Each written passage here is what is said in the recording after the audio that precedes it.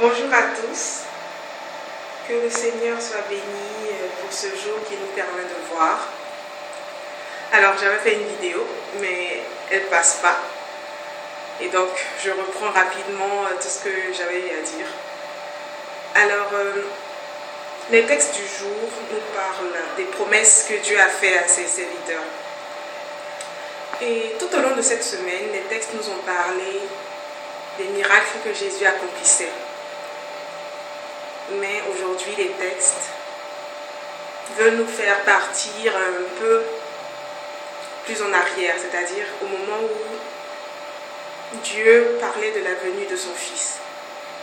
Et la première lecture nous parle de la promesse, de la prophétie qui a été dite à David, quand le Seigneur lui a dit qu'il établirait une alliance avec lui, que sa postérité serait stable, il mettrait son descendant sur le trône pour l'éternité. Et moi, ce que je retiens des paroles du jour, c'est que le Seigneur nous fait des promesses.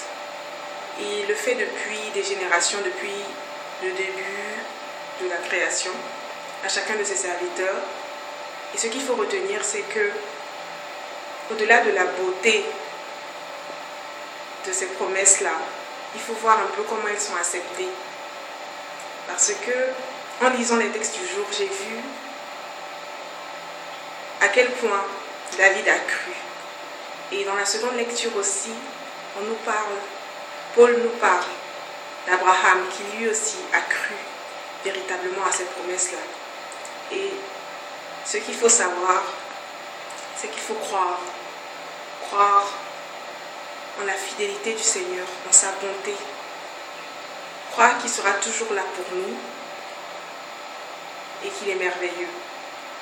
Voilà. Dans l'évangile, on nous parle d'une autre personne qui croit également. C'est Joseph, le père adoptif de Jésus, dont c'est la fête aujourd'hui. Ces trois hommes-là, Abraham, David, Joseph, chacun à son époque a cru en la prophétie qui lui a été faite. Et nous aussi, nous devons croire. Nous aussi, nous devons être cités en exemple plus tard.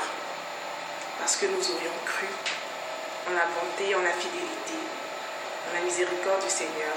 Parce que nous aurons cru en ses promesses. Alors mes frères, n'hésitons pas à croire que ces miracles-là s'accomplissent dans nos vies. Oui, c'est la seule solution. Il faut croire. Et Paul nous le dit, nous serons justifiés par la foi. Nous allons hériter par la foi et seulement par elle. La foi et les œuvres de la foi. Croyons et restons proches de notre Seigneur Dieu. Croyons en ses promesses, en notre Dieu qui est fidèle, et ces promesses-là s'accompliront dans nos vies. Alors je vous souhaite une agréable semaine et j'espère que nous partageons tous cette joie-là du Seigneur venu pour nous sauver, du Seigneur qui nous guérit de chacun de nos maux, qu'ils soient physiques ou alors psychiques. Soyez bénis dans le nom du Seigneur. Amen.